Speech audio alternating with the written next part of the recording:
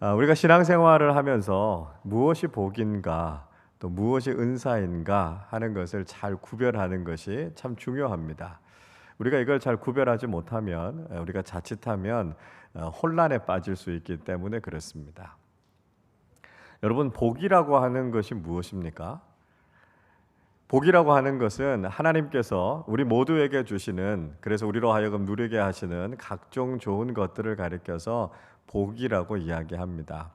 우리가 복이라는 말을 쓸 때 흔히 축복이라고 하는 단어를 자주 쓰죠. 이 축복이라고 하는 말은 복을 빌다라고 하는 뜻이지 않습니까? 그런데 우리 기독교인이 워낙 이 복을 축복이라는 말로 많이 쓰다 보니까요, 사전이 바뀌었어요. 그래서 축복이라고 하는 말을 사전에서 찾아보면 복의 또 다른 말, 이렇게 정의하고 있기도 합니다. 자, 그러면 은사라고 하는 건 뭘까요? 은사라고 하는 것은 하나님께서 우리에게 주시는 선물을 이야기하고 있습니다. 성경에는 달란트라고 하는 말로 나오고요, 번역하면 재능, 이렇게 번역할 수 있습니다. 이 은사와 복이라고 하는 것 사이에 가장 큰 차이가 뭘까요? 이렇게 한번 정리해 볼 수 있습니다. 복이라고 하는 것은 모든 사람에게 주셔서 누리게 하신 것, 그걸 가리켜서 복이라고 하죠. 그런데 은사는요, 일부 선택된 사람들, 특별한 사람들에게 주신 선물을 가리켜서 은사다, 그렇게 이야기합니다. 복이라고 하는 것은 신앙생활의 목적이라고 할 수 있고요, 은사라고 하는 것은 신앙생활의 도구라고 할 수 있습니다. 자, 이런 관점에서 우리가 은사와 복이 무엇인가라고 하는 걸 한번 잘 정리해 볼 필요가 있어요. 그리스도인들에게 주어진 가장 대표적인 복을 들려고 하면 그 구원의 복이겠죠. 우리가 예수를 믿어서 구원받은 하나님의 자녀가 됐다라고 하는 것, 우리가 가지고 있는 가장 큰 복이지 않습니까? 구원은요, 받아도 되고 안 받아도 되고 그런 게 아니죠. 그리스도인이라면 누구나 반드시 구원을 받아야 됩니다.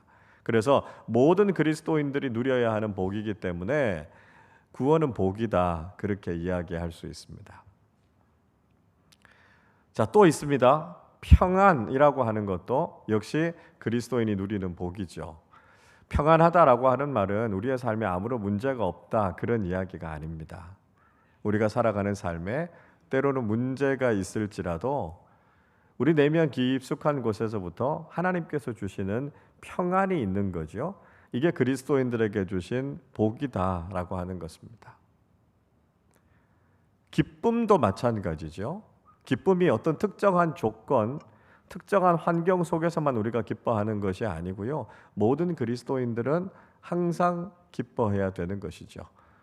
그래서 사도 바울은 데살로니가전서 5장의 말씀을 통해서 항상 기뻐하라, 이렇게 권면하고 있고요, 빌립보서를 쓰면서 자신도 로마의 감옥에 갇혀 있지만 빌립보 교인들을 향해서 기뻐하라, 이렇게 명령하고 있는 것 아닙니까? 그러니까 우리가 신앙생활을 하면서 기쁨을 잃어버리고 있다라고 하면 우리가 뭔가 지금 신앙생활에 문제가 있는 것이다, 이렇게 생각해 보면 된다는 것이죠. 자, 그러면 방언이라고 하는 것은 복입니까, 은사입니까? 이거 어렵지 않죠? 예, 방언은 은사입니다.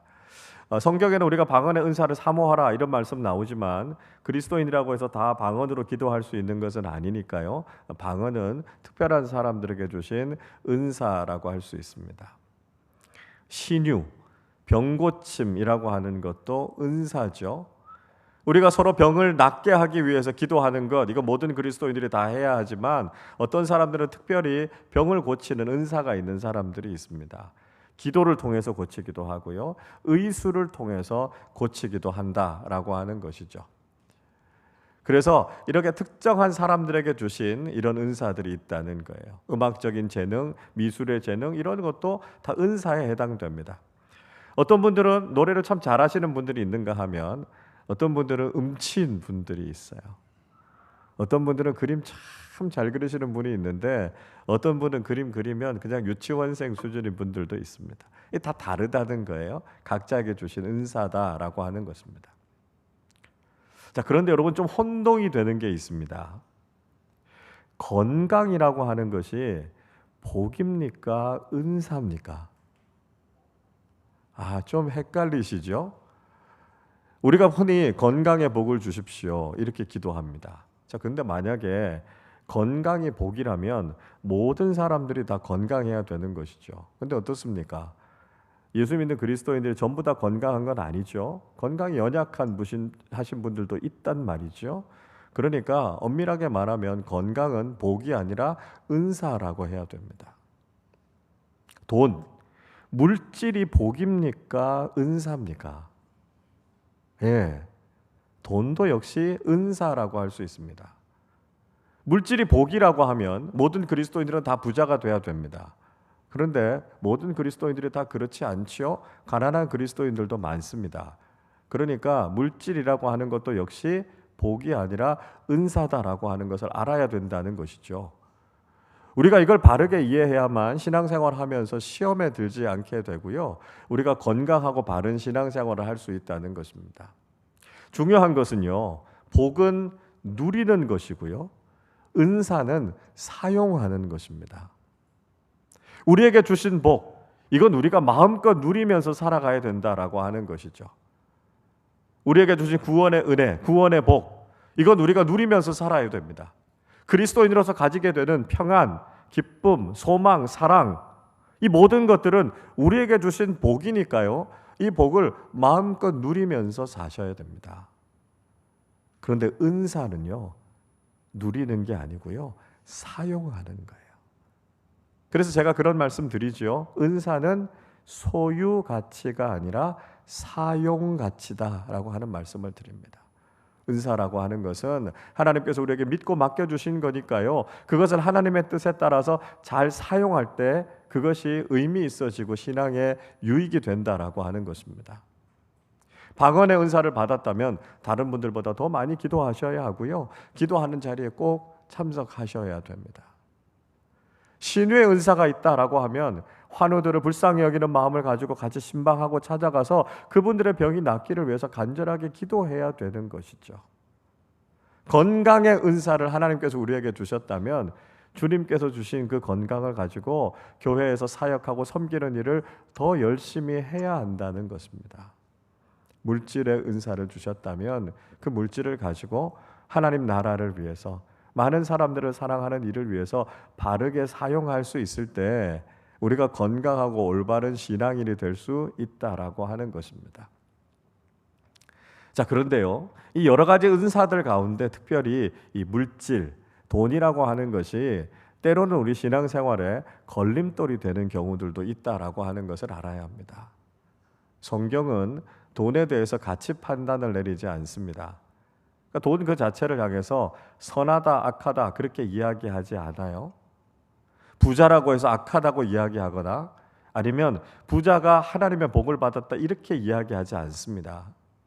가난한 사람을 돌보라 이렇게 말씀하고 있지만 가난 그 자체를 향해서 그것이 선이다, 악이다 이렇게 판단을 내리지 않습니다. 성경은 물질에 대해서 가치 중립적입니다.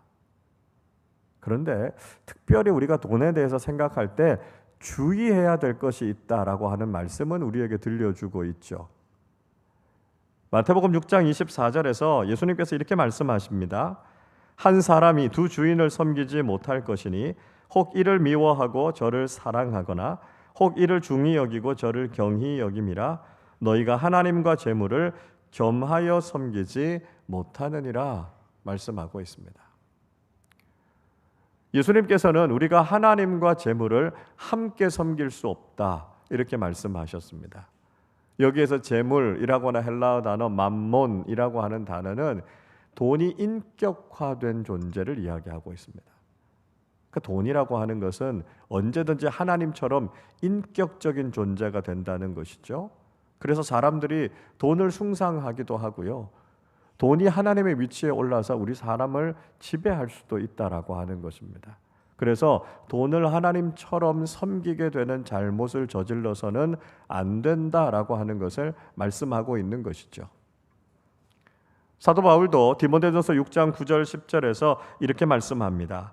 부하려 하는 자들은 시험과 올무와 여러 가지 어리석고 해로운 욕심에 떨어지나니 곧 사람으로 파멸과 멸망에 빠지게 하는 것이라. 돈을 사랑함이 일만 악의 뿌리가 되나니 이것을 탐내는 자들은 미혹을 받아 믿음에서 떠나 많은 근심으로써 자기를 찔렀도다 말씀하고 있습니다.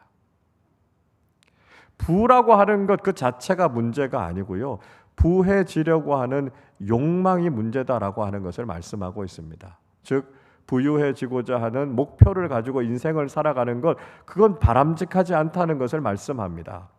돈 그 자체가 문제가 아니고요, 돈을 사랑하는 우리의 마음, 탐욕과 탐심이 문제라는 것이죠.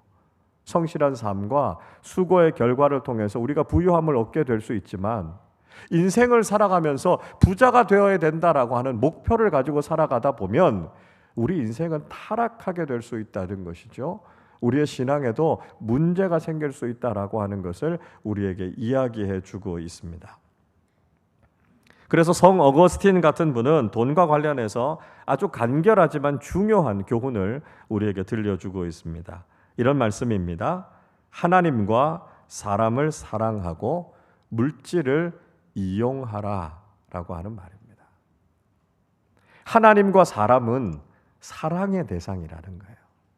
물질은요, 우리가 이용할 대상이다라고 하는 것이죠. 그러니까 우리에게 주어져 있는 돈과 물질을 잘 사용해서 어떻게 하면 하나님을 더 사랑할 수 있을까?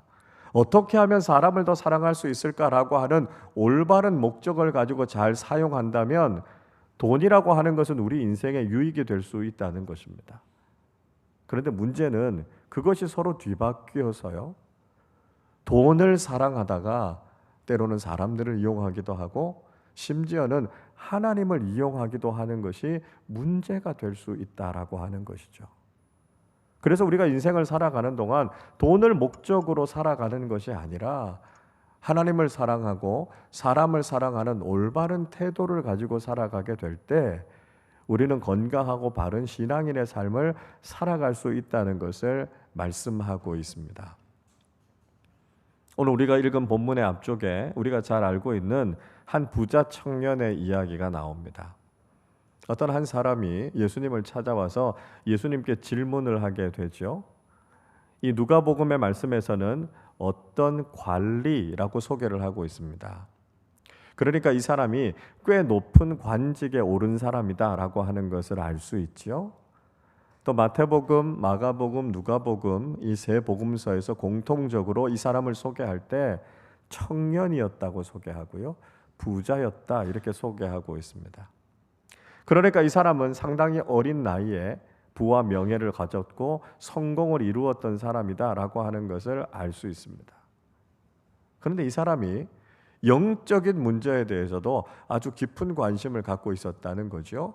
예수님께 와서 어떻게 하면 영생을 얻을 수 있겠습니까? 그렇게 질문하고 있습니다. 여러분, 많은 것을 가지고 성공적인 삶을 살아가는 사람들이 영적인 문제에 관심을 갖기는 그렇게 쉽지 않습니다. 그런데 이 청년은 아주 진지하게 영생에 대한 문제에 관심을 가졌고요, 율법도 아주 철저하게 지키는 사람이었습니다.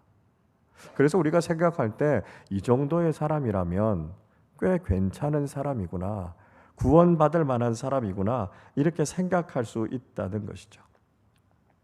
사실 이 사람도요, 예수님께 이런 인정을 받고 싶어서 주님을 찾아온 것이었습니다. 18절에서 이 사람이 이렇게 질문하죠. 어떤 관리가 물어 이르되 선한 선생님이여 내가 무엇을 하여야 영생을 얻으리까? 그럼 무엇을 하면 영생을 얻을 수 있을지에 대해서 예수님께 질문했습니다.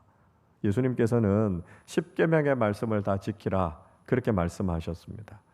그러니까 이 청년이 기다렸다는 듯이 저는 어릴 때부터 모든 계명을 다 잘 지켰습니다 이렇게 자신만만하게 이야기합니다.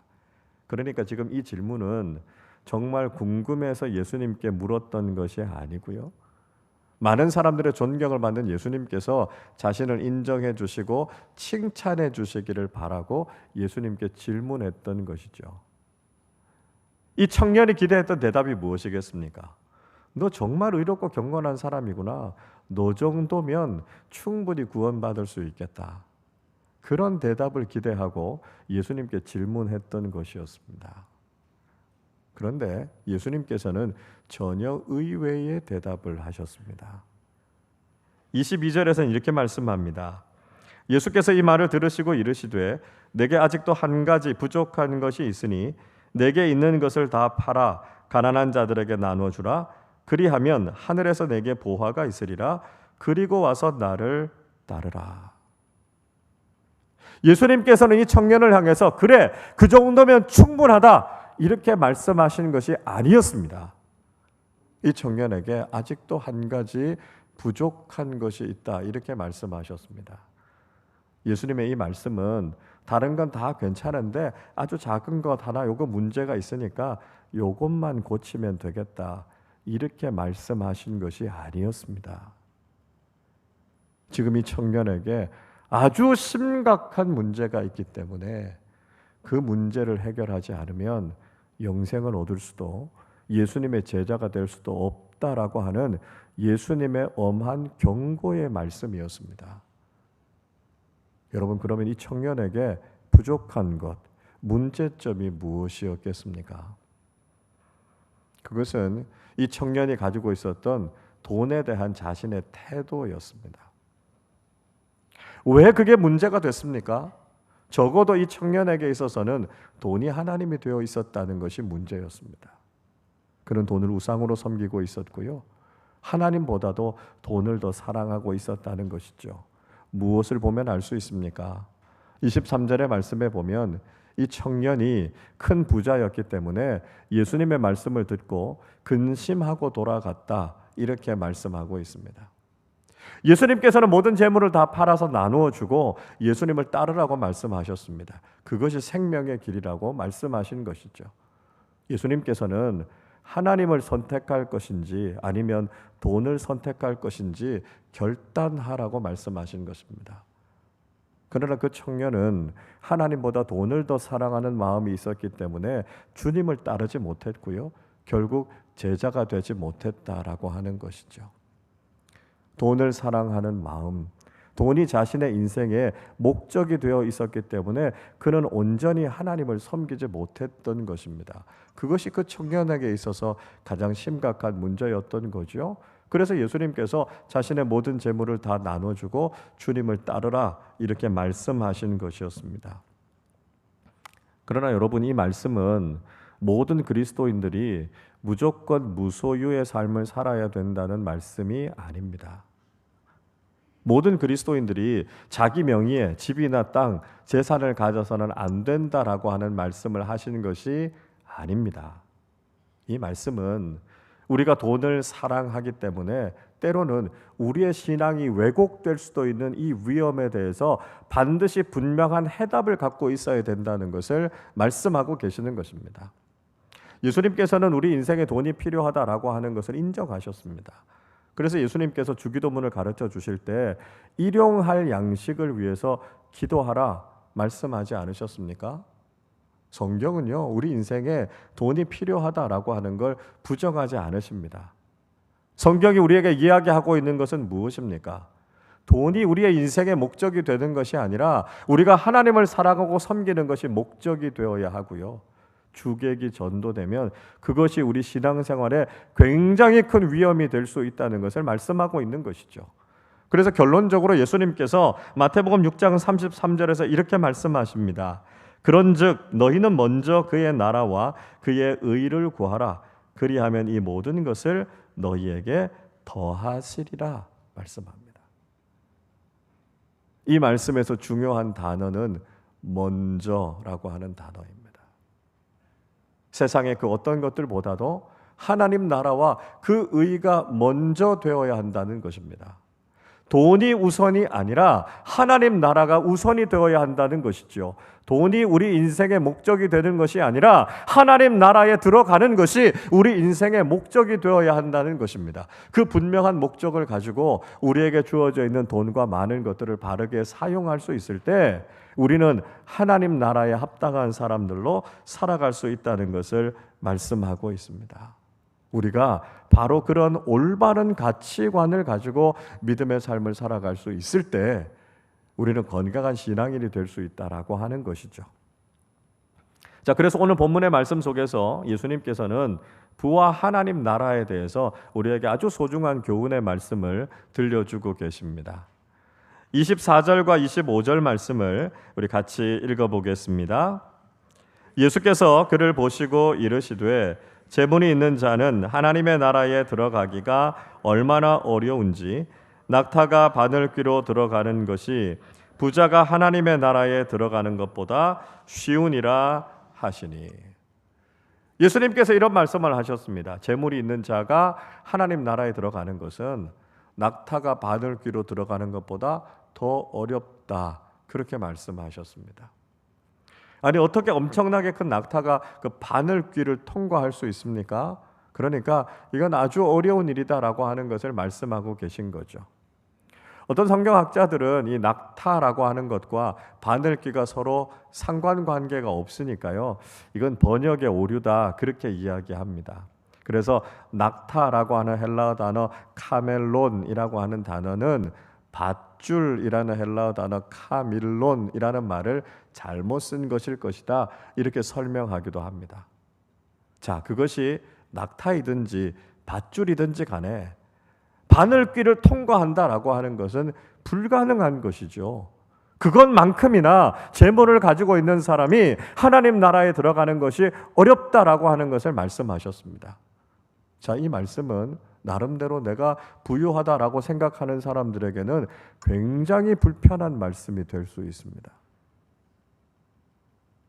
자, 그러면 가난한 사람들은 무조건 다 천국에 들어가는 것입니까? 그것도 아닙니다.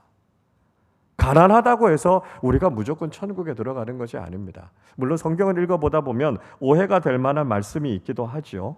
누가복음 6장 20절은 이렇게 말씀합니다. 예수께서 눈을 들어 제자들을 보시고 이르시되 너희 가난한 자는 복이 있나니 하나님의 나라가 너희 것이며. 예수님께서 평지 설교하시면서 제자들에게 말씀하셨습니다. 가난한 자들은 하나님 나라를 소유하게 될 것이라고요. 그러니까 부자는 천국에 들어가지 못하고 가난한 사람은 무조건 하나님 나라를 얻는다, 이렇게 생각하실 수 있습니다. 그러나 예수님께서 지금 이 말씀을 하고 계시는 것은 단지 물질적인 빈곤만 이야기하시는 것이 아니었습니다. 당시에 하나님을 바르게 섬기려고 하고 경건한 삶을 살아가던 사람들은 대부분 가난할 수밖에 없었습니다. 그들은 믿음을 지키기 위해서 가난한 삶을 살았고요, 때로는 자발적인 가난을 선택하기도 했다는 것이죠. 그들은 돈의 유혹을 알았기 때문에 자신들이 그 믿음을 지키기 위해서 스스로 가난한 삶을 살기도 했다는 것입니다. 그래서 물질의 노예로 살아가는 것이 아니라 하나님만 섬기며 살겠다는 결단으로 그런 길을 택한 사람들도 있었다라고 하는 것이죠. 그러니까 단지 가난함 때문에 하나님 나라를 가지는 것이 아니라 그들이 믿음의 사람들답게 살기 위해서 필연적으로 가난해질 수밖에 없었던 것이 그들에게 하나님 나라를 소유로 주시는 축복을 누리게 된다라고 하는 말씀이었습니다. 자, 이 예수님의 말씀을 듣고 사람들은 충격에 빠졌습니다. 26절에서 이렇게 이야기하지요. 듣는 자들이 이르되 그런즉 누가 구원을 얻을 수 있나이까? 예수님의 이 말씀을 듣고 사람들은 질문합니다. 그러면 도대체 누가 천국에 들어갈 수 있습니까? 누가 구원과 영생을 누릴 수 있습니까? 그들은 질문했습니다. 원래 유대인들은 부라고 하는 것이 하나님께서 주시는 복이라고 생각하는 경우가 대부분이었습니다. 그래서 부에 대해서 긍정적으로 생각하는 경우가 많았던 것이죠. 그래서 이 세상에서 부를 누리고 하나님 나라에서도 영생을 누리는 걸 당연하게 생각했습니다. 그런데 지금 예수님께서 부자가 천국에 들어가는 것이 어렵다, 이렇게 말씀하고 계시니까요, 그들의 생각에 혼란이 생기게 된 것이었습니다. 여러분, 이 세상에서 부를 누리지만 우리가 마지막에 구원과 영생을 누리지 못한다면 그 신앙은 헛된 것 아닙니까? 평생을 예수 믿으면서 세상 속에서 많은 것을 가졌지만 우리가 하나님 나라에 들어가지 못한다면 그것보다 더 안타까운 것이 있겠습니까? 예수님께서 이 질문에 대해서 27절에서 이렇게 대답해 주고 계십니다. 27절 말씀을 우리 같이 읽겠습니다. 이르시되 무릇 사람이 할 수 없는 것을 하나님은 하실 수 있느니라. 자, 예수님께서 말씀하신 것이 무엇입니까? 예수님은 사람의 힘으로는, 사람의 능력으로는 하나님 나라에 들어갈 수 없다라고 하는 것을 단정적으로 말씀하고 계십니다. 아무리 많은 소유를 가지고 있어도요, 아무리 화려한 업적을 이루었고 큰 권력을 가지고 있다 할지라도, 아무리 종교적인 의로움을 가지고 있다고 할지라도 그것 가지고는 하나님 나라에 들어갈 수 없다는 것입니다. 인간이 가지고 있는 인간적인 방법 가지고는 영생을 얻을 수 있는 방법이 없다는 것이죠. 오직 하나님을 믿음으로만, 하나님께서 우리를 위해 열어놓으신 이 십자가의 길을 믿음으로 받아들일 때만 우리가 구원을 누릴 수 있다는 것을 말씀하고 있습니다. 예수님의 이 대답을 생각해 보면 이 부자 청년이 또 한 가지 중요한 잘못을 하고 있다는 것을 알게 됩니다. 이 부자 청년이 예수님께 와서 내가 어떻게 하여야 영생을 얻을 수 있겠습니까? 그는 예수님께 그렇게 질문했습니다. 그런데 예수님께서는 인간적으로는 그 어떤 방법으로도 구원 얻을 수 없다고요. 나의 힘으로는, 나의 노력으로는 구원받을 수 없다는 것을 말씀하셨습니다. 이 청년은 자신의 율법을 다 지켰기 때문에 그 율법의 의로움을 가지고 자신은 천국에 충분히 들어갈 수 있다고 자신했습니다. 그러나 예수님께서는 그 누구도 하나님의 법을 다 지킬 수 없고요. 인간은 죄인이고 하나님의 긍휼이 필요한 존재이기 때문에 자기 자신의 의로움으로는 들어갈 수 없다고 말씀하신 것이었습니다. 이 청년은 자신이 누리고 있는 부를 하나님께서 주신 복이라고 생각했고요. 자신 정도면 충분히 하나님 나라에 들어갈 수 있다고 생각했습니다. 그러나 그 돈을 하나님처럼 섬기는 잘못된 믿음, 잘못된 신앙을 가지고 있다면 오히려 그것이 하나님 나라에 들어가는 걸림돌이 된다는 말씀을 하신 것이었습니다. 그래서 부유한 사람이, 재물을 가지고 있는 사람이 하나님 나라에 들어가기 어렵다라고 하는 말씀, 낙타가 바늘길을 통과하는 것보다 더 어렵다고 말씀하신 것은 내가 가지고 있는 소유와 나의 종교적인 의로움을 믿고 있는 것 가지고는 절대로 구원을 받을 수 없다는 것을 말씀하고 계시는 것입니다. 여러분, 구원과 영생은 오직 하나님께서 주시는 것입니다. 그 어떤 인간적인 방법으로도, 그 어떤 인간적인 노력으로도 우리는 그걸 얻을 수 없습니다. 내가 아무리 부자여도, 내가 아무리 힘이 있어도, 내가 아무리 종교적으로 경건하고 의로운 삶을 산다 할지라도 그것 가지고는 구원을 얻을 수 없습니다. 오히려 그것을 우리 인생의 목적으로 두고 살아간다면 그것이 하나님 나라에 들어가는데 걸림돌이 될 수 있다는 사실을 우리는 깨달아야 한다는 것이죠. 그래서 우리가 어릴 때 자주 불렀던 찬양이 있지 않습니까? 돈으로도 못 가요, 하나님 나라. 힘으로도 못 가요, 하나님 나라. 여러분, 그럼 어떻게 하나님 나라에 들어갈 수 있습니까? 계속해서 가사는 이렇게 이어지죠. 거듭나면 가는 나라, 하나님 나라. 믿음으로 가는 나라, 하나님 나라. 여러분, 그렇습니다. 우리가 오직 하나님을 사랑하고 하나님을 믿음으로, 하나님께서 우리를 위해 열어놓으신 그 구원의 길을 믿음으로만 가는 것이죠. 우리가 아무리 부자라도, 우리가 아무리 힘이 있어도, 우리가 자랑하는 그 어떤 것을 가지고도 우리는 하나님 나라에 들어갈 수 없습니다. 오히려 우리가 그걸 믿고 있는다면 그것이 하나님 나라에 들어가는 결정적인 장애물이 된다는 것이죠. 그래서 오직 우리가 하나님을 사랑하고 하나님을 믿는 것이 우리의 신앙의, 우리의 삶의 목적이 되어야 한다는 것입니다. 여러분, 이 사실을 여러분도 다 알고 계시지 않습니까? 다 알고 있으면서도 왜 이 믿음에 우리의 모든 것을 걸지 않고 세상적인 가치에 목을 메고 살아가고 계십니까? 세상적으로 더 많은 것을 가지고 세상적으로 더 많은 것을 누리는 것에 연연하면서 아등바등하며 살아가고 계십니까? 왜 우리를 하나님 나라에 들어가게 하지 못하는 그 무엇을 가지기 위해서 우리 인생의 모든 것을 거기에 바치고 있습니까? 하나님을 사랑하고 하나님을 믿는 그 믿음으로만 우리가 하나님 나라를 누릴 수 있다는 것을 알면서도 믿음이 아니라 행위를 앞세울 때가 있고, 돈과 권력 앞에서 왜 하나님은 항상 뒷전인 겁니까? 여러분, 우리가 그런 세상적인 가치를 우리 인생의 목적으로 살아간다면 그것이 하나님 나라를 가는 길에 결정적인 장애물이 될 수 있다는 것을 기억하십시오. 하나님께서 우리에게 맡겨주신 그 모든 세상의 가치는 하나님을 사랑하고 하나님을 바르게 믿는 일을 위해서 사용하셔야 합니다. 그 믿음을 가지고 살아야만 우리는 비로소 하나님 나라에 들어가 영생을 누리는 사람들이 될 수 있다는 것이죠. 여러분, 우리의 신앙이 변화되어야 합니다. 이 문제는 이 부자 청년만의 문제가 아니라 저와 여러분의 문제일 수 있다는 것을 기억하시기를 바랍니다. 세상의 가치, 세상에서 더 많은 것을 가지고 높아지려고 하는 것이 우리 인생의 목적이 되는 것이 아니라 오직 하나님을 사랑하고 예수 그리스도의 십자가의 은혜를 굳게 믿고 하나님 나라에 들어가 영원한 생명을 누리는 복된 그리스도인들이 다 되시기를 주님의 이름으로 축원합니다. 기도하겠습니다.